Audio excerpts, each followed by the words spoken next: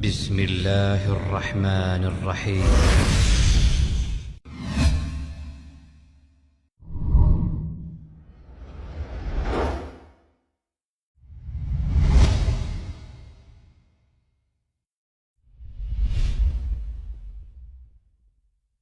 لما درست علوم دنيا لم أجد من لذة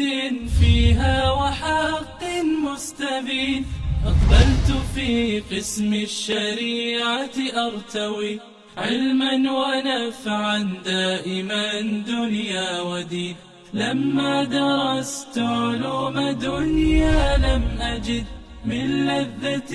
فيها وحق مستبين، أقبلت في قسم الشريعة أرتوي علما ونفعا دائما دنيا ودين. ما بين فقه أو أصول واعتقاد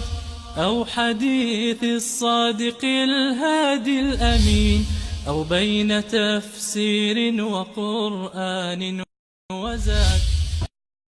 runtii dowradan hadafkeeda ugu muhiimsan waxa weeye waana laydiin sheegi doonaaye cilmiga ilaahay ee sharciga ahaa oo dadka ay kasii fogaanayaan in dadka loo bidhaamiyo ahamiyadiisa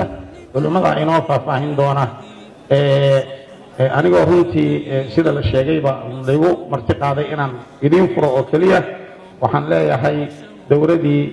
ciwaankeedu ahaa ahamiyatu tacallum alcilmi sharci lilfardi walmujtamac oo saaka aynu ku ballansanayn way inoo furan tahay wajazaakum allahu khayr. رياح العلم هبت حين جادت فسارت تملأ الدنيا ازدهارا، وطار القوم للعليا جنودا وبالأمجاد يحيون الديارا. ولكن شنطة الدين أيا وهرية هدي الدين لوايه قفك نلش أو ونولان كرا طبعا، laakiin noloshiisu nolol xayawaannimo ah bay ka sii liidanaysaa sida allaba uu yidhi. marka haddii culimo wax sheegta la waayo macnaheedu waxay tahay dadka waxaa ka maqan daruura min addaruuraat. النبي محمد صلوات ربي والسلام عليه في القرآن الكريم الله تبارك وتعالى شيء كليا كيري الله ويديسا إنه كو سياديه وعلمك شرع وقل رب زدني علما. ابن قيم wuxuu leeyahay sharaf intaasa ugu filan cilmiga shariicada maxaa yeelay hadiiba nabi maxamed la amray inuu ilaahay weydiisto ziyaado cilmiga ah ii siyaadi wuu haystaa laakiin ii siyaadi koonkan maxaa u timi adigu masaladaas waa inay kugu weynti adduunyadan maxaa lagu keenay waxa lagu keenay maxay لا inaad waxoogaa quruusha intaad aruursato adduunyadan isaga noolaato may laakiin waxa lagu keenay waa maxay waa cibaadatu llahi waxdahu subxaanahu wa tacaala wamaa khalaqtu ljinna walinsa ila liyacbuduun. marka aad culum sharciya baranaysid macnaheeda waxa weeye waxaad xaqiijinaysaa sidaad allihii ku abuuray aad u caabudi lahayd si xikmadii lagu abuuray aad uga dhamayso. وتعليما لنا بالمجد سارا، نريد العلم في ثوب جديد لنجني من تعلمه الثمارا، لتشرق أرضنا بالخير فينا وندعو للعلا سرا.